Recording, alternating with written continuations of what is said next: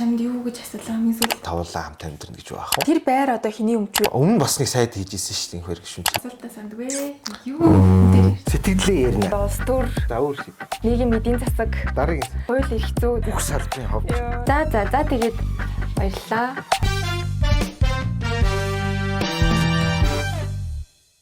Хуульч Батхуу гэдэг дээ штэ. Тэр хүний нэг постнэр одоо ингээд орон сууцаа захиалаад тэгээ заллуулсан иргэд байна уу гэдэг постн дээр амар олон хүн ерөөсөө бичээд ингээд захиалсан тэгээд буцаад байрандаа ч орж чадахгүй мөнгөө авч чадахгүй байна гэсэн зүйл илэрхийлж байгаа байхгүй тий. Тэгэхээр энэ дээр одоо нэг ямар асуудал байдгийг бол гэл гайхаад байна. Гото зөндөл асуудал байгаа учраас л хүмүүс янз бүрийн маргаан асуудал байгаад байна уу тий хамгийн гол нь. Хөөсөө гадна яг нөгөө нэг одоо жишээлбэл ингээ баригдсан ийм орон сууц тий хүний өмчлөлт байгаа орон сууц чинь үл хөдлөх хөрөнгө гэдэг утгаараа улсын бүртгэл бүртгэгдсэн. Тэрний ингээ хэрчилгээтэй байгаа шүү дээ. Тэгээ бүртгэл үнэн зөв гэдэг зарчмынхаа үүднээс хүн тэр бүртгэлд нь итгээд ингээ та хэрчилгээг нь хараад одоо та өмчлөгч байна гэдэг ч юм уу. Энэ орон сууц барьсаа л хэцүү үгүйг ингээ бүртгэлээс харьцангуй хэлбэр мэдчих бол. Одоо болно гэж үү? Ингээ баригдсан орон сууц юм болно шүү дээ. Гол нөгөө маргаад байгаа хүмүүс ингээ хохирсон иргэд их гарч байгаа гэдгийг миний ойлголтоор нөгөө ингээ захиалгын гэрээ гэж ярьдаг шүү дээ. Одоо ингээ орон сууцны барилга ухсралт нь ингээд явж явах үед барилгын ажил нь хийж явах явцад одоо ингээд ирээдүйд би одоо энэ орон сууцыг авнаа гэд гэрээ хийгээ компанитай тэгээ ингээд мөнгө төлчдөг. Тэгээд нөгөө орон сууц манд баригдаад дуусаад улсын комисс нь хүлээж аваад ингээд ашиглалтанд орох болох үед нь одоо тэр орон сууцны одоо 3 гэдэг тоот байран дээр 4-5 хүн гэрээ хийсэн хүн гараад ирдэг ч юм уу тий. Тэгээ одоо тэр орон сууцн дээр чинь 4-5 хамт амьдрна гэж байх юм. Тэгээ минийх чинийх гэдэг ийм асуудал үүсдэг. За үннээс гадна яах зүгээр тохиолдол нь олон л байгаа хэл та ингээд барилгын зогсчдөг тий. Тэг ингээ орон сууцгүй болчдөг мөнгө гаргаж чаддгүй гэдэг ч юм. Тэгэхдээ хамгийн гол одоо асуудалтай юм бол тэр захиалгын гэрээ ингээд хийчдэг ингээд давхардуулаад хийчдэг асуудал дээр л хүмүүс их хохирж байгаа гэж одоо нэг хэмжил маргаан үсэж байгаа байх. Дээрээс нь бас нөгөө юу гэдэг юм бэ л та барилгын компаниуд ингээд нэг залилчий гэж бодоогүй. Ер нь бол барилга бариад байгаа байхгүй юу. Тэгчээсэн чинь дампуурчдаг ямар ч нөгөө мөнгөгүй болоод тэгээд нөгөө барилгын материалыг үн мөн өсдөг гэмтэр гэдэг асуудлаас болоод эхлээд нөгөө урьдчил захиалж авсан иргэдийн мөнгийг одоо тодорхой хэмжээнд зарцуулаад тухайн байрыг нэг тал эрт хүртэл ч юм уу явуулцдаг те. Тэнгүүд талаас цаашаага болоод ирэхлээр нөгөө ингээд барьж чадах ямар ч санхүүжилт мөнгөгүй болчдөг. За тэгсэн чинь нөгөө байраа одоо нөгөө банкнд барьцаанд тавиад дээрээс нь давхар зээл авсан байгаад идэг. Тэ. Тэнгүүд иргэдээс ч мөнгө авсан, банкнаас ч мөнгө авсан те. Тэнгүүд тэр байр одоо хэний өмч вэ гэдэг дээр айгүйх маргаан бас үүсдэг юм байна гэж ойлголоо. Яг нэг одоо хуулиараа бол нөгөө төрөнгийн эрхийн улсын бүртгэлийн хуулийн дээр ийм их хэрэг олгоцсон. Одоо дуусаагүй барилгын хэрэгчлэгийг би удлаа санагвал 60% барилгын ажлын ингээд 60% даваад барилга усралт нь хийгдсэн тохиолдолд одоо энэ барилга дуусаагүй барилга гэд бүртгээд хувийн хэрэг нээгээд тэнд ингээд хэрэгчлэгээ өгчдөг. Тэнгүүт нөгөө барилгын компани санхүүжилттэй босох үүднээс одоо банкнаас ч юм уу өөр одоо хөрөнгө оруулагчаас очиод энийг барьцаанд тавиад тэгээд зээл авчдаг. Тэгээд барилга нь одоо ингээд ашиглалтанд орлоо гэж төсөөлөхөд нөгөө нэг тэн зээл өгсөн хүн маань одоо зээлийн авъя гингүүт нөгөө компани магадгүй мөнгө үлдсэн байж болно. Тэнгүүт за би одоо барьсан хөрөнгөөрөө хангуулъя гингүүт нөгөө нэг захиалгын гэрээ хийдсэн хүмүүс маань жишээлбэл байранда орцсон ч байж болно, ормоорч байж болно тий. Тэнгүүт энэ дээр ингээд нөгөө миний өмч чиний өмч гэдэг маргаан энэ дээр гардаг. Ягаад тэгэхээр барьцаа нэгэнт одоо дуусаагүй барилгын гэрчлэгээ чи ингээл жишээлбэл блок орн ч юм уу гарч байгаа шүү дээ. Түнс одоо тэр чинь тоот нь ингээ ялахдахгүй барилга хувьсралт нь явж байгаа юм чинь. Тэгээ барилга хувьсралт яваад дуусангуут би ингээ барьцаа хөрөнгөө авъя. Одоо чи зээлээ төлж чадахгүй бол би одоо энэ барьцаасын хөрөнгөө авъя гэж шүү дээ. Зээл өгсөн хүн ч юм уу тэр одоо арилжааны банк ч байж болно их тохиолдолд тий. Тэнгүүт нөгөө нэг захиалгын гэрээ аваад хүмүүс маань бас нөгөө өмчлөх эрхийн гэрчлэгийг гаргуулсан байж болно. Гэхдээ нөгөө ипотекийн эрх чинь ингээд нөгөө одоо тэр салшгүй эрх гэдэг утгаараа одоо тэр хүний өмчлөх эрхийн хөрөнгөн дээр ингээд барьцааны эрх нь давхар салаад бүртгэж чинь гэсэн. Тэгээ би захиалгын гэрээ аваад ингээд өмчлөх эрхийн гэрчлэгээ авцсан чинь нөгөө банкны нөгөө барьцаалаад байгаа шаардах эрх маань миний хөрөнгө төр бас ингээ үлдчихэж чинь гэсэн үг байна. Тэнгүүт нөгөө компани барилга угсралт хийсэн захиалагч компани мөнгө төлөхгүй болвол одоо би тэр иргэний байрыг одоо би авч мөнгөө гаргуулж авъя гэдэг ийм хэмжил бас гарах тохиолдол бас нийлээдгүй байт юм шүү. Ийм асуудал байгаа юм те. Одоо нөгөө орон суудтай орон байртай нэгдэж юу нь л хүний ахлагч хэрэгцээ байгаад нь шүү дээ. Тэгэнгүүт тэрэн дээр нь одоо нөгөө нэг хүний одоо насаараа цуглуулсан хөрөнгийг мөнгийг ч гэдэг юм уу иймэрхүү байдлаар одоо нөгөө өрн таран хийгээд юу ч болгочдөг. Тэгээд дараа нь баах ингээ шүүх цагдаагаар явах хэрэгтэй болчдөг гэдэг ийм асуудал юу нүсээд байгаа. Тэгэхээр түрүүнд урьдсан одоо хоёр тохиолдолд айл айлын дээр нь одоо урьдчилан сэргийлэхийн тулд юу нь яах хэрэгтэй гэдэг юм бол юу дээр анхаарах хэрэгтэй гэдэг юм бол гэдэг анхаарах ёстой жоох зүгээр одоо нэгэн тал одоо би ингээд энэ байршилт надад таалагдаа тий энэ барилгын компани ингээд ухсарч ин гэдэгт итгээд тэнд одоо захиалга хийгээд мөнгө шилжүүлж байгаа шүү дээ. Тэр тохиолдолд бол одоо зарим хүмүүсийн сэтгэл шиг одоо ингээд төрөөс энэ барилгыг гүйцэж өгөөд ингээд мөнгө нь гаргана гэдэг бол одоо хэцүү тэр чинь татвар төлөвчний мөнгө байгаа юм чинь. Тэгэхээр нэгэнт одоо гэрээ хийж байгаа бол одоо гэрээ хийхээс өмнө тэр хилцээний шатан тэр компанитайгаа ярилцаж тохиролцоод төлбөрийн хуваараа заавал одоо хуулиар эн чинь өвчлөөд бүх мөнгөө өгнө гэсэн заалт таанч байхгүй шүү дээ. Тэр үүний гэрээний л тохиролцоо юм чинь. Гэхдээ яг нөгөө гүйцэтгэгч компаниуд маань ингээд 100% төлбөрөө авч ийж нөгөө тэрүүгээрээ санхүүжилт хийх гэдэг сонирхол бас байдаг байх.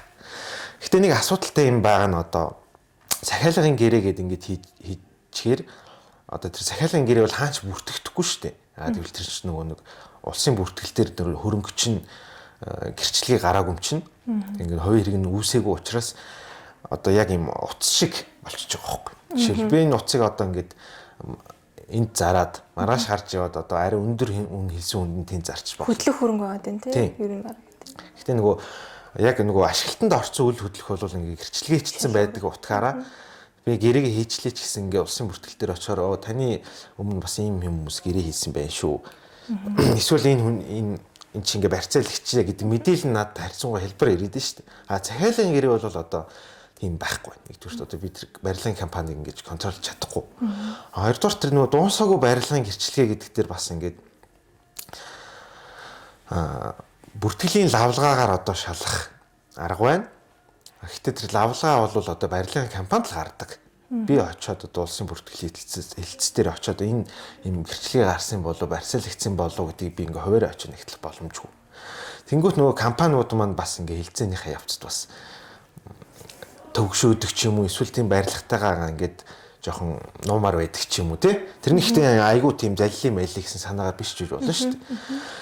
Эсвэл одоо ингээд иргэд ингээд шаардахгүй болохоор одоо энэ байрыг чинь дараагч хүндэн зарлаа гэдэг ч юм уу тий. Тэнгүүт ингээд хэрэгцээ нь байгаа учраас за гэдэг гэс хэрэг хийчдэг юм тохиолдод бас байдаг болохоор одоо ханаа л жоохон төвхтэй. Тэгээ яг нөгөө нэг бүртгэлийн хуулийн дээр энэ дуусаагүй барилгын гэрчлэл гэдгийг юм гаргахаа болёо. Гэт хуулийн төсөл мөслөм нь одоо сайд болцсон манай. Инх хоёр сайд гишүүн багтаа бас өргөн бариад эсвэл түрүү өмнө бас нэг сайд хийж исэн шүү дээ. Хоёр гишүүн чиний засгийн газрын үед үлээ тийм. Тэр үедээ бас ингээд хасах хуулийн төсөл явж байсан. Тэр нь бол 23 он ямарч байсан. 23 он хэлцэгжсэн юм одоо мэдгүй. Гэхдээ барилгын компанийнхаа үүднээс ингээд бас аваад үзэхээр яг нөгөө хуулиар ингээд 3 хүнд ингээд за магадгүй тэр компани ингээд бүртгэлийн алдааны болмоос 2 хүн зарчлаа. Тэр болгоны нь одоо тэр компани ингээд залилж исэн байна гэж удирдлагуудын ч юм менежерүүдийн ч юм уу гэмт хэрэг татаад байх бас боломжгүй. Залилах гэдэг чинь юу вэ гэхээр одоо би ер нь энэ одоо жишээлбэл дөрөвний жишээн дээрээ ярихад би нуцаа одоо хинтэн хүнтэй би энийг зарлаа гэж тохиролцож болно шүү дээ. Гэрээ хийж болно.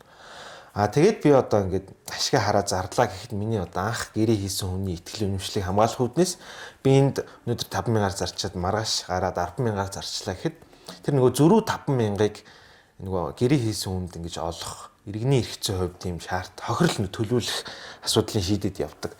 Нөгөө залилан гэдэг нь одоо ингээд би эндээс ингээд уцыг угаасаа би хинт ч өгөхгүй тий энгийнээр би зүгээр ингээд зарж байгаа гэрээ хийгээд ингээд мөнгө босгочих гэдэг энэ үйлдэл бол залилах гэмт хэрэг гэдэг ойлголт руу явчихна. Анхнаасаа нөгөө нэг тэрийг хүсэж хийсэн гэдэг утгаараа хүсэл сонирхол илэрхийлсэн тий гэх юм уу? Тэгээ нөгөө барилгын компаниудын удирдлагууд ч гэсэн ер нь тэр гэмт хэргийг тийм ялагдагчаар татгахдах тохиолдол бол их байдаг. Гэхдээ одоо бид нар ч бас нотлооны асуудал болчих юм. Тэгэхээр бүртгэлийн алдаа байсан уу?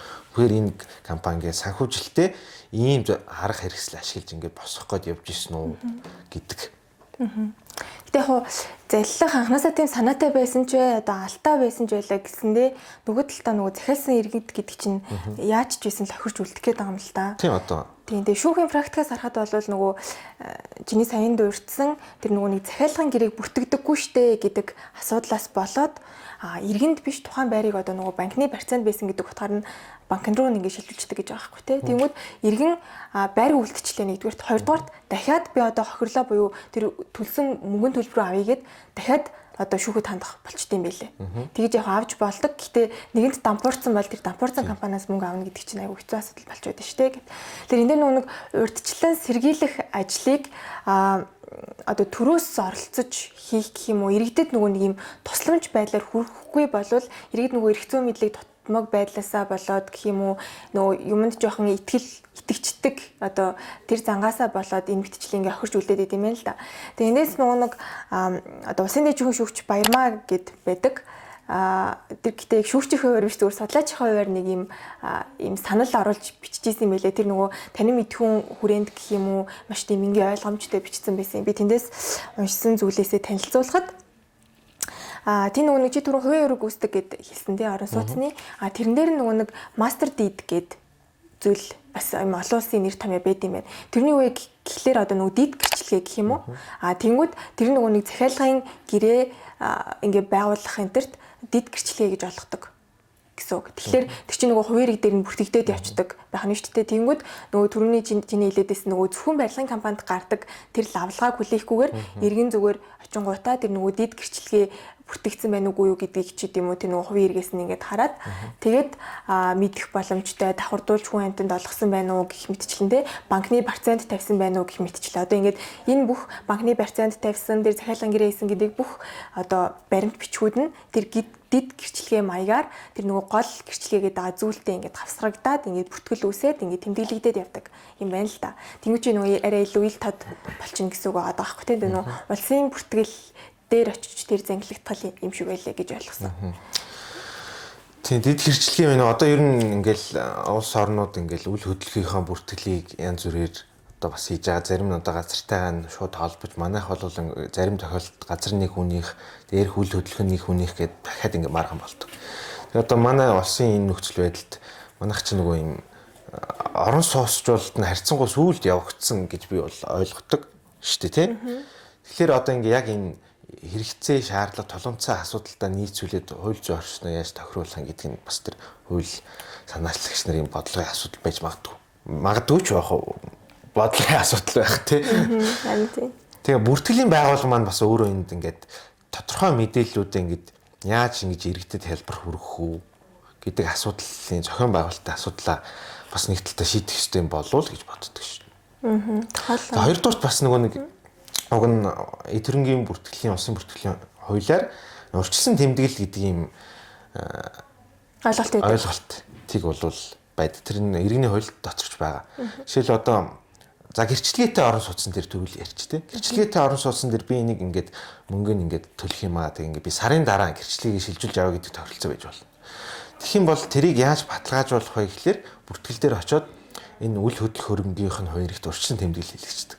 Тэр нь гэрээгээ өгөөд одоо би ийм нөхцөл хангацсан тохиолдолд энийг би авна шүү ирээдүйд гэдэг тэмдэглэлээ. Дараагийн хүн тэгээ гэрээ хийгээд очлоо гэхэд энэ урьдчилсан тэмдэглэлгээтэй хүн чинь давуу эрэхтэй таны өмнө ийм хүн гэрээ хийсэн биш үү гэдэг мэдээллийг шилжүүлж авч чад.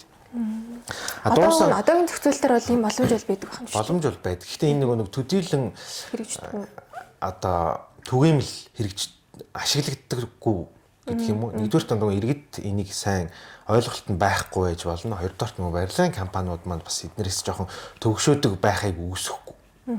Тийм заавал барилгын компани оролцоотой байх. Оролцоотой байх хэрэгтэй. Яагаад гэвэл чинь барилгын компани ч юм уу тэр зарж байгаа хүн чинь одоогийн өмчин байгаа шүү дээ. Өмчлөгч нь. Тийм. Тэгэхээр миний өмчин дээр хин нэгэн одоо огт хамаагүй хүн очиод тэмдэглэлийн хэлэгч нэг угаасаа байх боломжгүй. Энгийн ойлголтоор тийм. За нөгөө дуусаагүй барилгын хувьд ч гэсэн одоо дуусаагүй барилга чинь гэрчлэгээтэй гэрчлэгээгүй гэж байх гэж штэ. За гэрчлэгээтэй барилгын хувьд бас урьдчилан тэмдэглэл хийлгэж болно. Тэр тохиолдолд одоо яг практик нь тэгж одоо түрүүний ярьсан шиг тэгж дид гэрчлэгнүүдээр салж байгаа биш. Одоо ингээл дуусаагүй барилга гэдэг утгаар нь л ингэж тэмдэглэл хийдэг байх. Гэтэ энэ бол бас тийм түгээмэл гадуур хэрэглэгдэхгүй байгаа учраас хожим нэг маргаан гарах энэ хүчин зүйл нь бас ингэж ховор биш байгаа гэх юм. Түгээмэл байгаа гэсэн үг байна шүү дээ. Тиймэрхүү асуудлууд бас байна. Тэгээд одоо нөгөө иргэний шүүхийн практикийг бол би зүгээр ингээ анзаархад одоо ингээ хит хитэн гэрээ 3 хүн гэрээ хийцэн хүн ингээ гараад ирлээ. Нэг орон сууц дээр гэсэн. Тэгээ уруулаа одоо би энэ орон сууц авмаар байна гэд нэхэмжил гаргадаг. Тэгвэл иргэний хуулийн 250 дугаар зүйл дотор эзэмшилтээ авах давуу эрхийн тухай уг нь зохицуулт байгаа. Тэрийг бариад одоо шүүхэн маань нэгдүгээрт бол хэн төрүүлж эзэмшилтээ авсан байсан бэ тэр одоо баригдсан орон сууцыг гэдэг ч юм уу тий. Тэр хүн давуу эрх олгож байна. Хэн ч одоо эзэмшилтээ аваагүй тэр 3 этгээд гуруулаа одоо ингээд тэр байранд орж чадаагүй ч гэх юм уу ингээр тий. Тийм тохиолдолд хэн төрүүлж гэрээ хийсэн бэ гэдэг шалгуураар ингээд эзэмшлийн нь бол олгоо явж байгаа. Нэг үлдсэн 2 хүн бол мөнгө гаргуулах гэдэг асуудал дээр маргах боломжтой юм уу? Гомдол хэмжлэх боломж. Тэгээ хэмжлээд явхаар бас тэгээд нөгөө шийдвэр гүйцэтгэл дээр очиод одоо манай сүүлийн үед манай сайд мэдж яриад шүү дээ тий. Одоо шийдвэр гүйцэтгэл бол айгүй удаан байна. Тэгээ нөгөө хохирсон хүн ингээ шийдвэрийн шийдвэр нь гарчаад идэг. Мөнгө нь дахиад одоо хэдэн жил болохоор нөгөө инфляцтай идэгдэг ч юм уу ингээ мөнгөний үнц нь бас тодорхой хэмжээнд ингээ унцдаг. Тэгээ хохирсон дээрээ ингээ бүр хохироод байх тохиолдол илбэг байгаа учраас бас энэ шийдвэр гүйцэтгэлийн хэрэгцээ орчныг сайжруулнаа л гэдэг шиг шүү дээ тий. Манайс ч онцлог нь одоо чиний саяын дурдсан шиг одоо нэлийн хожуу энэ орон сууц жуулж байгаа гэж ойлгож болоод байгаа тий. Тэгээ нөгөө түүнийгээ дагаад дахин төлөвлөлт гэдэг асуудал гарч ирээд байгаа юм байна лээ. Тэгээд үүнтэй холбоотойгоор нөгөө нийслэлээс тухайн газар дээр барилга барих эрхийг нөгөө хувийн компанид ингээд өгчдөг гэсэн үг шүү дээ. Зарчдаг ч гэдэм үү гэж ойлгож байна. Дуудлага хуралтаар зарчдаг. Тэнгүүд тухайн хувийн компани нөгөө үүргээ гүйцэтгэхдээ ингээд нөгөө одоо жоохон чанаргүй барилга барьдаг гэх мэтчлээ иймэрхүү асуудлууд бас байд юм билээ. Тэнгүүд буцаагаад иргэд нөгөө нэг юу их нэг 3 жилийн дотор хуулиар заасан хугацаанд тэг байдаг санагдчихээн нөгөө барилга барьсан компаниасаа одоо нөгөө хэмжлэх боломжтой гэдэг асуудал. Тэнгүүд энэ дахин төлөвлөлтгээд энэ төрийн бодлогоор хийсэн учраас би хөрөлөө төрөөс хэмжлэх ёстой гэдэг асуудал бас гарч ирээд яриад байдаг юм л.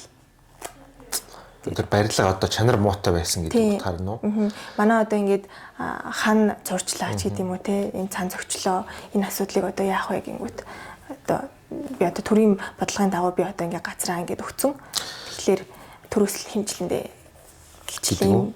Би тэр талаар бол яг сайн сонсоогүй юм байна. Гэтэ яг зүгээр логикийн хувьд тэр яг төр бол тэр нөгөө төслийн хэрэгжүүлэх юм суурийг бэлдэж одоо газар чөлөөлөлт зүйл юу гэх яригч чинь тий.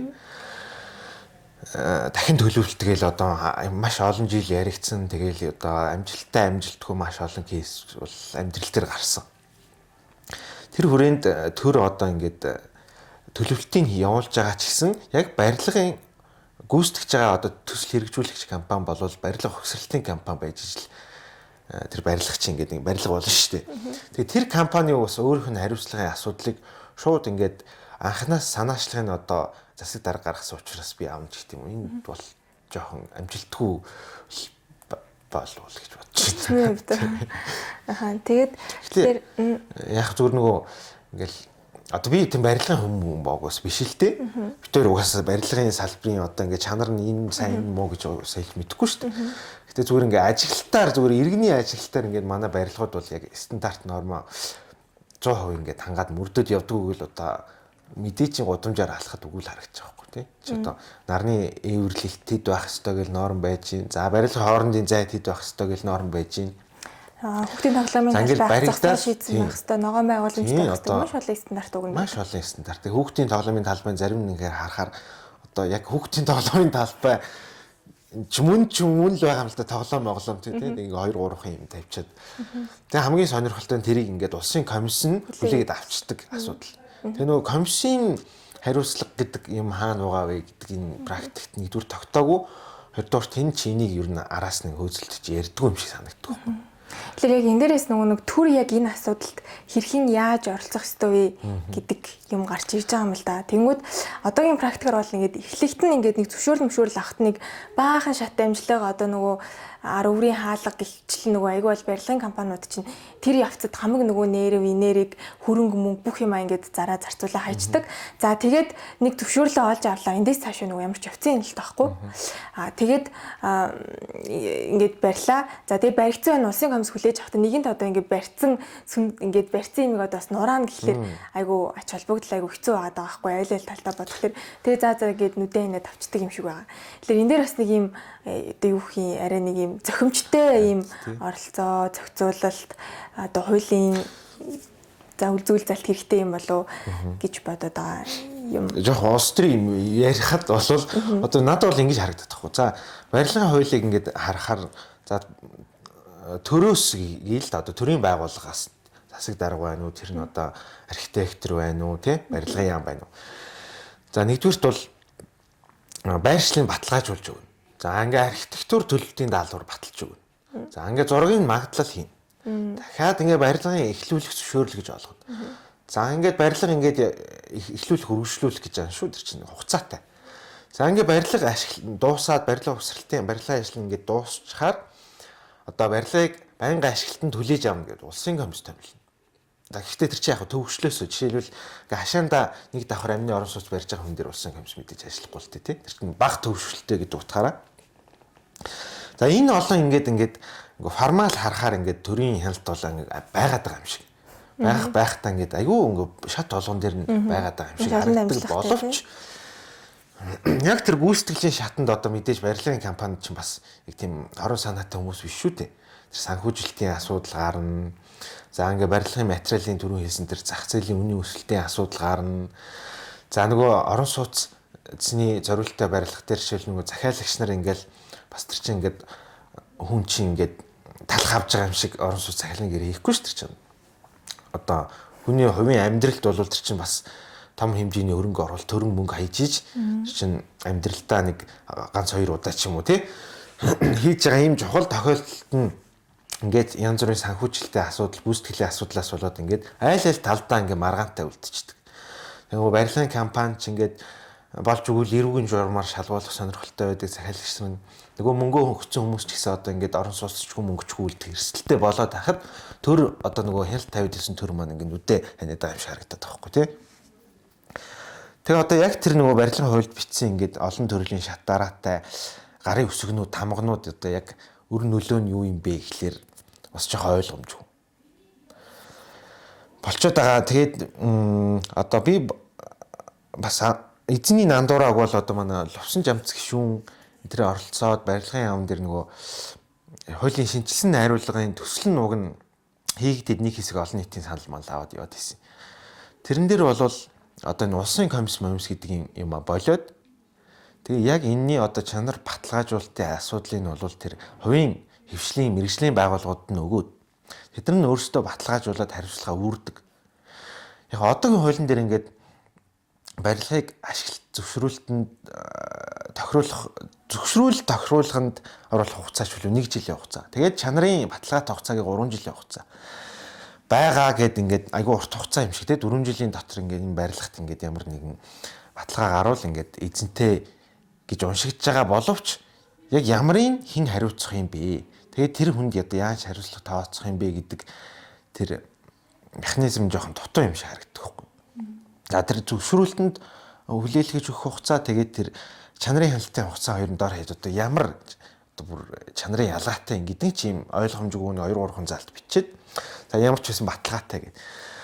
Тэгээ ингээд нөгөө явцын хяналт тэгээд тэр улсын комиссийн баталгаажуулалтын тэр ийм сул гэд хэлчихдэг юм уу? Одоо миний нүдээр л харахад сул байгаа учраас тэр түрүү жилийн интернет бичлэг гараадсан юм шүү дээ. Нөгөө цэцэрлэг байраад тахсан чинь хан ингээд цоорцсон тийм. Тиймэрхүү тохиолдлууд одоо хариуцлага хүлээх эзэн ингээд тодорхойгүй болчдөг. Тэгээ яг хариуцлага тодорхойгүйгээсээ гадна яг хариуцлага хүлээж байгаа тохиолдол бас ингээд яг олон нийтэд мэдээлэл байхгүй байгаа байхгүй юу? Ийм учраас одоо нөгөө тэр барилгын хяналтыг одоо аль болох тэр мэргэжлийн хүмүүст нь өгөөд ингээд тэр хүмүүс бас тодорхой хэмжээний ашиг хийгээд хариуцлага хүлээгээд явал тэр чанарын хяналт гэдэг юм одоо өссөн үсээгүүл одоо сайжрах байлгүй дээ. Харин тийм. Яг сая наатаа ч харж ирсэн. Яг нөгөө тусан цан жамт гэдэг гişүүн гэдэг чийг зөв санаж ин л та. Би яг нөгөө ярьж исэн зүйлийг нь сая эргүүлж хараад тэгээд эн чинь нөгөө нэг зах зээлийн зарчмаараа гэх юм уу эрэлт нийлүүлэлт байх хэвээр тий. Тэнгүүд эрэлт нь байгаад идэг нийлүүлчих гэхээр нөгөө барилгын салбар маань нөгөө барилгачинд одоо архитектурчид гэх юм уу тий. Гээд ингээд нөгөө чадамжтай байгаа хэсэг дээр бас жоохон эргэлзээтэй байд юм болоо тэгвэл тэр хүмүүсийг ингээд дэмжих ёстой гэдэг талаасаас ярьж исэн юм байна. Тэгээд тэр хүмүүсийгээ дэмжихийн хажуугаар бас хариуцлагын өгч. Энэ хийсэн ажилдаа хүн чинь буцаад хариуцлага хүлээх ёстой гэдэг зарчмаар байя. Түр эндээс ингээд гарчаа гэдэг санаал юм байна. Та гэж ойлголоо. Тэг яг анхнаас тэр хуулийг хийчихтэй ингээл айгүй чанарын хяналт тод байх үүднээс л төрийн янз бүрийн юм шатны гарын үсгийг тамга авах тухай бичсэн байх л та. Тэгээ нөгөө бодит амьдрал дээр тэр бол хин нэгэн одоо тал татдаг тий заримд нь техник нөхцөлийн сонгож олгодог зөвшөөрлийн сонгож олгодог за заримд нь одоо янз бүрийн хуулийн ерөнхий заалт бариад ингээд зөвшөөрлийн олгодгүй за ингээд юм гацдаг иймэрхүү байдалтай тэр нэг бас л нөгөө энэ барилгын салбар чи өөрөө өрсөлдөөн багтай одоо нөгөө нэг цөөхөн эдэн монофол компаниуд ингээд барилгаа барьцдаг тэр нөгөө учрыг олцсон байгаад идэг гэх юм одоо яа харьцаа сурцсан гэх юм уу. Тэгэхээр нөгөө бусад жижиг одоо яг шинээр орж ирж байгаа хүмүүс бол тэр зөвшөөрлийн тэр олон шат амжилга бол үнэхээр төвөгтэй. Тийм тэгэхээр нөгөө нэг эн чинь дахиад нөгөө эрүүл өрсөлдөөн байхгүй гэдэг асуудлаас болоод салбарын нэг буруу гажиг зүйл ингээд тогтоод байгаа. Нөгөө талаасаа эн чинь бас тэр нөгөө авилгын гэмт хэргийн бас их үүсэр болж байгаа байхгүй тий. Тийм. Тэгэхээр барилгын тухай хуулийн одоо өөрчлөлт болвол бас энэ салбарт нөгөө иргэдийг охирдог их мэтчлийн юмтай ингээд шууд биш ч гэсэндээ ингээд алсуураа ингээд хамааралтай юм байна. Энэ тогтолцоо салбарыг нөгөө бодлогын үед чиглүүлэх юм чухал шаардлага байна гэдэг дүгнэлт гарах гэдэг тий. Тэгээд одоо тэр нөгөө захиалгын гэрээ гэдэг рүү буцаад ороход одоо орон сууцлжуулах бодлогыг одоо ингээд дэмжээл газар чөлөөлт одоо манай нийслэл чинь юу гэдэг хууль батлуулсан шүү дээ. Нийслэл Улаанбаатар хотын замын төгжрлийг бууруулах гэр хорооллыг орон сууцлуулах ч үлээ айгу урт нэртэй хууль. Тэр бол ер нь агуулга нөгөө газар чөлөөлт хийгээд тэгээ өмнө яг олон жил явсан гэж яриад тэр нөгөө нэг хот тосгоныг дахин хөгжүүлэх тухай хуулиар ингээд төлөвлөлтөө хийгээд явхад тэр нөгөө төсөл хэрэгжүүлж байгаа шатан ч гэсэн ийм асуудал гарахыг бас үүсэхгүй төрийн бодлоор явж байгаа. Тэгэхээр тэр захиалгын гэрээ гэдэг асуудлаа бид нэр эрх зүйн хувьд нь яаж оновчтой хин хинд нь одоо тийм хүндрэлтэй байдал үүсэхгүйгээр шийдэх вэ гэдэг асуудал бас ярих ёстой л байх л та манай бодлогын яам одоо юу гэдэг те төрийн ажил хийж байгаа хүмүүс маань зөвхөн холбоогоо сайжруулах мэтлэн шууд ажиллаад байна шүү дээ. Энэ чинь зөвхөн барилгын яамных биш нийслэл байж гин. За тэгээд парламент өөрөө нөгөө нэг одоо иргэний үйл дээр байгаа энэ асуудлыг гэх юм уу те наривчлах одоо байхгүй байгаа заалтыг нэмж авших хийдлийг гэх юм уу одоо нөхөх гэх мэтчлийн иймэрхүү ажлууд бас хүлээгдэж байна гэж ойлгож байна. Тэгээд энэ дээр ч нөгөө бодлогын хувьд бас нэг ярих ёстой зүйл гэхлээр энийг зөв дурджуулт юм билүү гэж бодож байна. Нөгөө сая нөгөө чиний ярьдаг нэг урт нэртэй хууль шүү дээ. Энэ мэтчлэнгээр ингээд бид нар нэг гэр хорооллгүй болох юм уу гэдэг асуудал байгаа хгүй. Тийм төсөөлөл одоо зарим нэгэн хүн надад ч гэсэн нэг хэсэг одоо ингээд чигээр одоо гэр хорооллгүй болно гэсэн үг юм бах та гэж бас бодож ирсэн.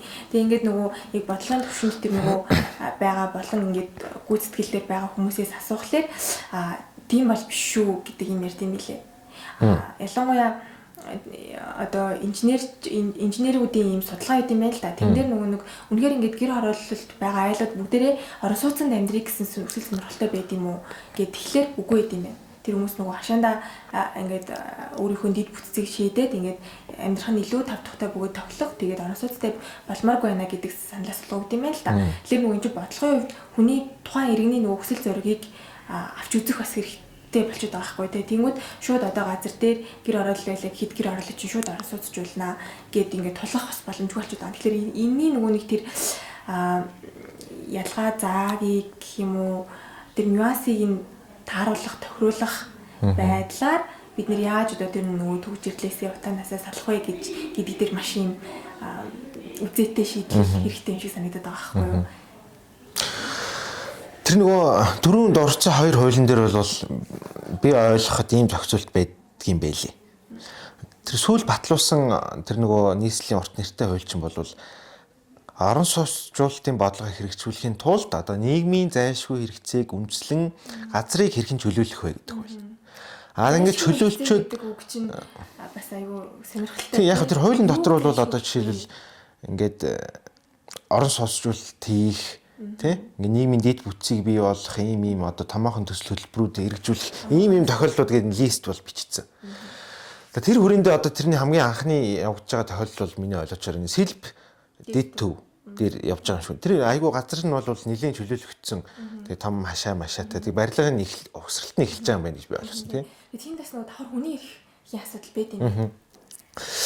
Тэр хуулийнхх нь одоо гол зохицуулт нь гэх юм уу одоо амийн сүнсэн тий одоо төсөл хөтөлбөр хэрэгжүүлэхээр ингээд төлөлтийн штэ. Ингээд төлөвлөгөөнд орсон хэсгийн буюу одоо тэр төслийн нөлөөлөлд өртөж байгаа газар болон үйл хөдлөх өмчлөгч нар эзэмшигч нарын за би хувийн буруу санаагүй бол 70%-аас дээшх нь ингээд дэмжчих юм бол одоо үлдсэн 30% нь дэмжихгүй байсан ч гэсэн одоо ингээд газраа чөлөөлтөө хийгээд бид нар энэ бол нийгмийн хэрэгцээ гэж үзнэ гэсэн юм зохицуулттай. За ингээд газраа чөлөөлчлөө. Тэнгүүт нөгөө тосгоныг дахиад хөгжүүлэх тухай хуулиар тэр хууль бол нөгөө газар чөлөөлөхөөс гадна одоо хуучин орон сууцнуудыг шинээр барих тийм төслийг иргэд санаачилж болно шүү дээ бас ингээд. Тэгээд тэр орон сууцнд амьдарч байгаа хүмүүсийн 80% нь дэмжчих юм болвол ингээд тэн дээрээ одоо тэр төслийг хэрэгжүүлнэ гэдэг. Хин их бол ихтэй ер нь ингээд тийм буруу бас гэж би бол зүгээр ойлгохгүй байгаа байхгүй юу. Жишээл яг ингээд 100% маш буруу гэж үздэг хүмүүсээс байд юм байна. Одоо иргэний нэг хэлчих. Өнгөрсөн 7 хоногт билүү тэрний өмнөх 7 хоногт манаас энэ хажуу ниск гэдэг хилцүүлэг зохион байгуулагдаад яг энэ нөгөө төлөвлөлт газар зохион байгуулалттай холбоотой хөрсөн иргэд гээд ирж ирсэн. Тэгэл нэрэл одоо ингээл 30-40 газраа ингээд 2 өрөө бариар сольждог. Тэгээ тэн дээр нөгөө нэг хүүхдүүд нь гараад шууд тоглох боломжгүй ч гэдэг юм уу. Иймэрхүү юм байгаад байдаг. За тэгээд энэ хөрөлтэй байна, дэмжихгүй байна. Гэтэл ингээд миний өсөх сонирхлыг юусаа хараалцсангүй штэ гэдэг дээр аюу гомдоод идэв бэлээ иргэд нь. За тэгээд үүнтэй холбоотой бэж болох үст гэх юм уу нэг жишээ бол одоо саяхны бодит жишээ гэвэл тэр нөгөө хүнсний дүрийн артлын хуучны орон сууц шүү дээ. Тэрний одоо ингээд би бас итгэв байхгүй харчаад ари гүйлгүүдийн зүгээр нураад жаах явцдаа зүгээр дутуу тал явцсанд нэг тийм момент дараад энэ зураг нь ингээд явчудаа гэж бодсон чинь нэрнгээсээ яг тэр нэг айл зөвшөөрөөгүй ингээд тойруулаад нураацсан байгаа байхгүй тий.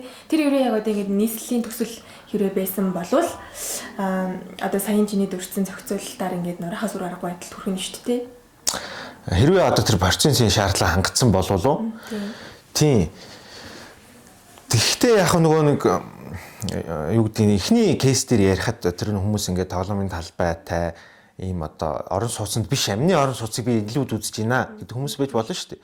Тэр 80 70 гэдэг тэр шаардлагаас болж одоо тийм байдалд хүрсэн гэхээсээ илүүтэй зүгээр тэр төсөл амжилттай хэрэгжвөө одоо ингээд зарим төсөл маань дэмжсэн хүн хүртэл ингээд төсөл нь цаашаа явахгүй бол бас хохирчж байгаа байхгүй.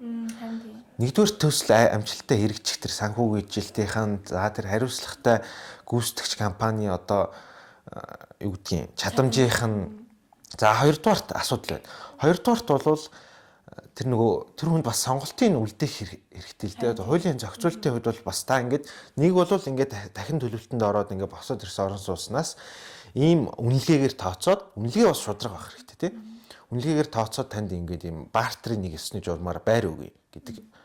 Эсвэл бол та ингээд би газрын чинь мөнгө үнэлгээгээр шудраг үнэлгээгээр тооцоод мөнгөний өгчий. Та одоо өөр тэр амны орон сууцаа ингээд тэр мөнгөөрөө худалдаж аваач гэдэг юм. Энэ сонголтын асуудал болохоос би яг тэр 60 70 гэдэг хувийг бол шууд тулах биш гэж байна. Тулах биш одоо тэр 60 70-ыг бичсэн нь бол айгүй буруу юм а гэж би бол ойлгохгүй байна. Тэр ингээд 60 70 гэж 70 80 гэж бичихгүйгээс ямар эрсдэл үүсвэ гэхлээр нөгөө талдаа ингээд бид нар чинь ингээд тийм аль шийдэл төрөхгүй зарим нь одоо ганц хоёр хүнээс болоод жишээлбэл тэр нөгөө төлөвлөлтөнд хэрэгцсэн юм байхгүй тэгээ одоо хязгааргүй их мөнгө одоо өөрийгөө үнэлдэг өөрийнхөө хөрөнгийг үнэлээд ингээд бүх юм гацаад одоо бид нар чи ядчлын утаа оныхаа асуудлыг шийдэх хамгийн гол гарсан энэ одоо 100-наас салах асуудал юм байна. Түүнээс төлшгүй 100 биш юм байна гэдэг юм дээр нь бол хүмүүс их тогтчод ах шиг байна гэж болоод байна шүү дээ. Гэтэл яг ингээл байж байгаа нь одоо 100 байгаа юм чинь төлшгүй биш ээ, утаагүй төлшний асуудал бол ингээл жил болгоно явах шиг л дээ. Тэг хамгийн үр дүнтэй нь бас миний иргэний ойлголтоор бол бас тэр 100-наас салах байж иж тэр ч утаагүй болгоо л. Тэгээд тэр чинь нэг 100-наас салах чинь зөвхөн бас орон сууцчлах бас биш тий. Тийм, амны орон сууцтай тэр хүн бас дулаалах тийм янз бүрийн их усруу шийдэх. За орон сууцлууллаа гэхэд бас энэ ч бас дид бүтцийн асуудал бидний юу вэ? Сая өвөлжөнгөөл доогоо таслууллаа гэл ингээл асуудлууд ингээл хөврөөл идэг. Тийм байх. Тэгэхээр тэр төсөл амжилттай хэрэгжих нь одоо тэр хувь буруу зөв гэхээсээ илүү чухал болов уу гэж бодож байна. Хоёрдугаарт үнэлгээ шудраг байна мэр тий. Таны үнэлгээ сая нэг юм тодруулаад тий. Чиний саяны хэлдэг нөгөө нэг юм иргэн сонголт байх хэрэгтэй гэдэг байна шүү дээ. Тэгвэл одоогийн зохицуулалтаар иргэнд яг тэгээд сонголт байгаа юм уу? Яг ингээд би орон сууцны чим бол амааргүй байна. Би ингээд газраа үнэлүүлье, мөнгө авъя гэд тэгэхээр иргэний тэр мөнгийг нь гаргаж өгж байгаа тийм практик юм байгаа юм юу? За би яг нөгөө дахин төлөвлөлт хийгээд ингээд өмнө нь бол маш олон асуудал үүсчихсэн кейсүүдийг нэг бүрчлэн мэдэхгүй болохоор тэр нөгөө хоёр хууль байгаа гэсэн шүү дээ. Тэр тосгоныг дахиад хөгжүүлэх тухай хуулийн цаад одоо журам процесс нь яаж үүдгийг сайн мэдэхгүй байна. А миний мэдж байгаа юм бол тэр нөгөө сүүл батлуулсан тэр нөгөө гэр хорооллыг орон сууцлуулах нийгмийн зайлшгүй хэрэгцээг ингээ газар чөлөөлөх хуулийн агуулга бол тийм сонголт юу өгч байгаа. За нэг асуудал нь тэр зүгээр үнэлгээ болол хэр шудраг л гэдэг тэр ер нь их хүмүүс сүүлийн үед асуудал үүсгээд байгаа шүү. Түүнээс биш та ингээ мөнгө аваад гарч ирнэ, эсвэл газраар дүүцүүлж болно. За эсвэл одоо ингээд энийг төслөө хэрэгжүүлэхийг хүлээж агаад ингээд одоо арилжааны журмаар орон сууцаа аав гэдэг ч юм уу. Иймэрхүү сонголтууд бол тэр хуулийн дээр бичсэн ба. А өмнөх хуулийн дээр ч гэсэн ер нь байгаа болов гэж найдаж байна. Тэ? Газраа сонгох гэдэг юм бас байгаа юм шүү дээ. Тэгээ нөгөө газар сонгох тэгэхээр нөгөө сонголтгүй болчлаа гэдэг асуудал үсэд юм ээ л нөгөө. Тэг мөнгө аваад гараад ирдэг юу? Тийм газраа одоо дүүцүүлээд газар олохыг гэдэг юм дээр одоо энэ газраа өгөөд өөр газар авъя гэхлээр одоо бүр хотын захт гэдэг ч юм уу. Хотын төвдөд байгаа газар хотын захт байгаа газар сэлэх гээд шүү дээ. Гэх мэтчлээ сонголттой байгаа юм шиг харагдаж байгаа боловч яг мөн чанартай яг сонголт биш болж таарах юмнууд бас жоохон байгаа юм. Гэтэ яг нөгөө шудраг үнэлгээ буюу тэр шудраг нөхөө олох гэдэг чинь яг одоо А гэдэг хаяг дээр байгаа газрыг дахиж одоо яг тэр хаягтай ижлэхэн хаяг дээр одоо би шолж шудраг болно гэхээсээ илүүтэй үнэлгээний хувьд зохистой хэмжээгээр тооцоо хэрвээ тэр хотын зах руу гарч байгаа бол тэр зөрүү одоо үнэлгээ бас олох ёстой л болж байгаа хэл та тий. За хоёрдугаар зүгээр миний ажиглаж байгаа нэг асуудал бол одоо энэ хуулиуч ингээд төлөвлөлт хийсний дараа хэрэгжүүлэх шат руу чиглэсэн юм зохицуултууд байгаа даа шүү дээ. Одоо газраа хэрхэн чөлөөлөх үү? За тэр хүмүүстэй хэрхэн тохиролцох уу? Тэр нь хэдэн хувь байх уу? Үнэлгээг яаж хийх үү гэх мэт. Нөгөө төлөвлөлт маань одоо жишээл хотын хөгжлийн ерөнхий төлөвлөгөө, хэсэгчлэлсэн ерөнхий төлөвлөлт батлах үе шат маань жоохон хаалттай байдгийн болоо гэж би зүгээр ажилтсан. Эсвэл над тийм мэдээлэл нь олддгүй юм. Жишээл одоо манай хот маань 2040 он хүртэлх хөгжих хотыг хөгжүүлэх ерөнхий төлөвлөгөө бол одоо хүртэл батлагдаагүй. Өнөөдөр 26 он болцсон байна. Өмнөх төлөвлөгөө нь 20 онд дууссан. Ингээд 6 жил ерөнхий төлөвлөлтгүй явж байна манай хотны хэдвэрт. За хэсэгчилсэн ерөнхий төлөвлөгөө гэл ингээд нийслэл иргэдийн хурлаас баталдаг. Тэрэн дээр одоо яг тэр төлөвлөлт хийгдээд байгаа оршин суугчдын санал олон нийтийн хилцүүлэг хэр явагдаж гинэ вэ гэхээр одоо миний л ажигласнаар лавл тийм олон нийт өргөө хүрээнд явж байгаа юм ерөөс байхгүй байна. Тэгээд хотын нөгөө хотын төлөвлөлтийн хот байгуулалтын газар билүү агент би нэрийг буруу хэлчих магадгүй уучлаарай. Нийслэлийн сектарын агентлаг. Тэр газраас ингээ янз бүрийн зургнууд гарч ирдэг. Ингээд тэр одоо нөлөөлөлд өртсөн одоо хуулийн этгээд иргэд бүр ингээ сүүл мэдчих واخхой. Миний энэ газар чи ингээ төлөвлөсөн байсан юм уу? Таны энэ газар ч одоо орон сууц байсан чинь үйлдвэрийн бүсгээ төлөвлөсөн байж штэ ч тийм сюрпризийн журмаар гарч ирдэ. Тэр ингээ нээлттэй тавьчих тийм болцоо ягаад байдгүй юм бол тоо гэж бас жоохон гайхдаг штэ. Уг нь захиргааны ерөнхий хуулийн дээр ингээд төлөвлөлт тийг хэрхэн хийх талаар юм зохицуулт нь бол уг нь байгаа. За ингээд хилцүүлэг явуулах ёстой. За ингээд эсрэг санал гарч болно тий. Бидний төлөвлөлтөд санал нийлэхгүй юм байвал тэрийг дахиад авч заавал нэг бүрчлээ авч хилцэх ёстой. Ингээд буцаа танилцуулах ёстой гэдэг ингээд журам нь бол захиргааны ерөнхий хууль дээр байгаад байгаа юм шиг байна.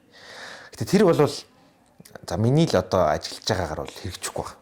За бүр одоо өмнөх сайд гэдэг нь манай хотын дараах сайд байсан байхад тэр үед чинь. Тийм. Тэгээд захиргааны ерөнхий хуульд өөрчлөлт оруулах хуулийн дээр би бас андуурч магадгүй шүүн гүтгэсэн хэрэгт ороход тэр төлөвлөлт гэдэг хэсгийг хасчих гэсэн юм төсөл хүртэл явж ирсэн. Тэгээ одоо яг бодит байдалтай нийцүүлэх гэж байгаа юм уу? Эсвэл одоо энэ дэми юм байна гэж бодсон юм уу? Тухайд одоо хүмүүс яагаад тэгж бодсон. Гэхдээ хасагдаагүй л дээ.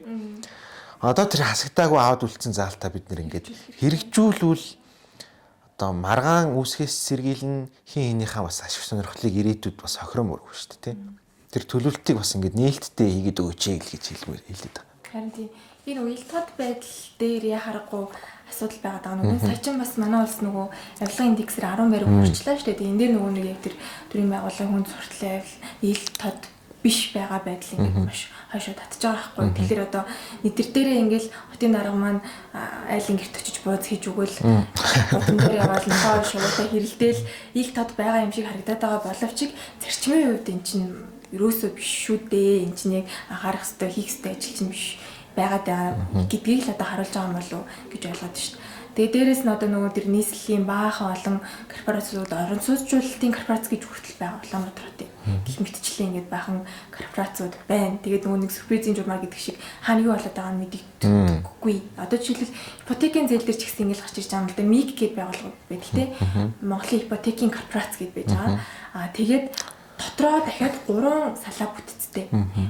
Тэгээд ингээд группээсээ салаад юу ч гинөө орон сууцчлалтын ямар корпорац ч юм дахиад ингээд явчихж байгаа байхгүй. Тэгэнгүүт нөгөө хүмүүс ч бодохдоо одоо мик гээл яриад байдаг юм бодлогын хувьд арай жоохон төрөнд ингээд дурддаад идэм шиг. Тэнгүүд эргээд ойлгохдоо ипотекийн зээлийн талаар одоо мик гэдэг газраас ингээд авах боломжтой юм ингээд холбогдохлоор манайх төрийн байгууллага биш. Наад мэдээлэл чинь бид нэр өгөхгүй гэдэг байдлаар харцдаг. Арилжааны банкнаас асуу гэдэг те. Арилжааны банк руу бид нар мэдгүй энэ журмыг чинь Монгол банкнаас гаргаж байгаа гэдэг. Тэгээ Монгол банкн дээр очиж байгаа юу гэхэлэр Монгол банк тэр бүрээс мэдээлэл өгч чадчих байгаа юу. Тийм одоо нөгөө хүртээмжийн бололцоотой яг тийм байгууллага мөн үү эсэх гээд ингээд асуудал байгаад байгаа байхгүй тий. Тэгэхээр ингээл нэг юм хаана яаж одоо тийм зөв одоо оновчтой менежмент жоохон дутуу байна гэх юм уу тий. Гэж бас харж байна тий.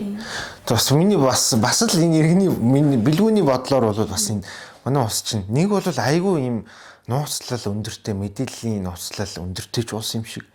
Нэг болохоор ерөөсөө энэ салбарт одоо юм хэрэгцээгүй мэдээллүүд ингээ маш их нууцлаад ч юм уу ингээд ил болохоос одоо яагаад тийм цааргалаад байдаг бас ойлгомжгүй тий. Эсвэл одоо тэр ялгаа заагаа энэ манай төрийн байгууллагын одоо сайн ялгадаггүй юм уу? Нэг бол учиргүй төрийн нууц болоод явчихна. Энэ чинь ч одоо манай байгууллагын мэдээлэл энэ чинь одоо хаалттай энийг хүнд өгж болдгүй юм л гин. Нэг бол одоо ингээл хамгийн юм Google дээр тарцсан явж идэх ч юм уу тий. Хадгалжийн жишээ тайлбарлаач. Тэр нөгөө өгөхгүй байгаад байгаа мэдээллүүдээс өгөхгүй байгаад байгаа. Тий. Одоо манай байгууллагын нууц гэд одоо байгууллагын нууц гэдгээр одоо ингээд нийт дийл болгодоггүй тийм тухайлбал ямар мэдээлэл байна. За нэгдүгürt одоо хамгийн хүмүүсийн мэдж байгаагаар бол ингээд нөгөө тендергүй хийхин тулд төрийн нууц болчдөг бүх юм төмөр замаас эхэлвэлээ тий. Автобус нь хүртэл өрийн нууц биш тэр нөгөө автобус. За хоёрдуурт ингээд дунд чатандаа ч юм уу одоо жишээл өнөөдөр улсын бүртгэлийн байгууллага нэг дайраад байгаа юм биш. Юу жишээ авахад барилга ярьж байгаа юм чинь улсын бүртгэлийн байгууллага ингээд тэр мэдээллийн эзэнд нь ингээд лавлгаа өгөхтөж хүртэл айгу тийм хойрог юм шиг санагддаг ингээл. Одоо шил ингээл практик дээр ажиллаж байгаа ч гэсэн ингээд би өөрийнхөө мэдлийн хувийн хэрэгээс ийм мэдээллийг авъя гэхээр энэ ч үгэнч болохгүй байна. Ийм төсөлд авчир тий. Тэр чинь одоо тэр компани өөрөө юм авъя гэхээр тэр хүсэлтийн ингээд уншаад угаасаа энийг авмаар байна гэдэг ийм хүсэлт бичээд өгчөөд байх чинь энэ үгийг ингэж бичгээд ингээд айгу төвхтө хүн сурталтай нэг талаас. Хоёрдуурт миний түрүү хэлсэн тэр нөгөө төлөвлөлт гээд ингээд баримт бичгүүд байж ш тэр нь яагаад тийм нууц байгаад байгаа юм бэ? За үнэхээр одоо тэр тагнуулын байгууллагын төлөвлөлт те барилга савн одоо дотор ямар үцтэй гэдгийг би авъя гэгүй ш. Зүгээр энэ орчныг одоо бид нар цаашдаа яаж хотон төлөвлөж энд одоо ямар барилгачлалт явуулах гэж харж байгаа юм бэ гэдгийг ингээд бараг л одоо миний хувийн бодлоор болдог бол ингээд сайт дээр ингээд хүн ороод харахад байж юмар байхгүй тий. Тэгээд тэнд ингээд газар авахар төлөвлөж байгаа, үйл хөдлөлөө авахар төлөвлөж байгаа хүмүүс ч гэсэн ингээд ирээдүйд энд одоо ямар төслийн нөлөөлөлт өртөх боломжтой юм бэ гэдгийг ингээд харчих боломжтой. Тийм байдгүй. Тэгээд одоо үнэхээр одоо супер хөгжүүлнэ гэж эсвэл боддог юм уу төлөвлөлт хийж байгаа хүмүүс маань айгүй лаг зураг зурчаал тэргаан иргэдийн хурлын албан тушаалтнууд нь л харддаг юм уу тэгээ ингээд баталчаал тэгээд талт хийчихдэг. Тэгэнд ямар нэгэн асуудал үүсэргийн тэнт ингээд ийм гарч ирээд. Иймэрхүү асуудлууд маань тэр одоо олон нийтийн хилцүүлэг тэр авилгын ил тод байдал гэдгийнхэн шалгуурт бас хэмжих үзүүлэлт нь ордог байх гэж төсөөлж штэ. Надад уг нэг асуудал байсан юм байна. Тэний ярилуу хийд орж байгаа. Түрүүнийхээ юун дээр бас комент хэлж л дойлоо тэр нөгөө Мойсын 3-ын арталт гэдэг нэг байр тий тойруулаад нураацсан гэдэг.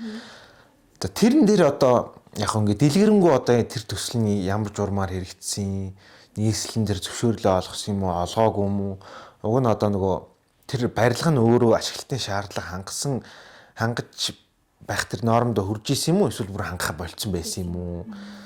За тэгээд тэр оршин суугч нар нь ямар саналтай байсан. За тэр нийслэн дээр буулгах зөвшөөрлөө өгсөн юм. Уг нь барилгыг чинь буулгахад нэг зөвшөөрөл өгөх юм шиг байна шүү дээ барилгын хуулиараа.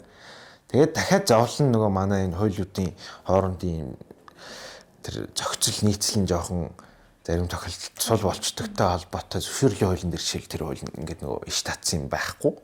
Зөвшөөрлийн хуулийн дээр эхлүүлэх юм байгаад идэг буулгах тухай байхгүй. Барилгын хууль руу ороод харахаар буулгах зөвшөөрлөө авах хэрэгтэй гэсэн байдаг ч юм. Тэгэхээр тэр компани одоо юу бодож тэрийг буулгасан гэдэг асуудал бас байна шүү дээ тий. Энэс улбаалаад тийм болохоор ингээд дэлгэрэнгүй бол хэлж чадахгүй. Гэхдээ нэг тодорхой юм тэр нөгөө оршин суугч маань өөрөө тэнд ингээд амьдраад байгаа юм шиг үл шүү дээ тий. Ярьслаг өгцсөн байна гэж би ойлгосон. Гэхдээ яг бүтэн тэр ярьслагын юм шиг болохоор би мэдгүй. Харин яг нүүр царайнд орсон видео юу ерөөсөө гарахгүй байгаа байхгүй зүгээр нэг текст байхлаар би бодвол одоо нөгөө уцаар ярьж авсан юм болов уу гэж бодлоо.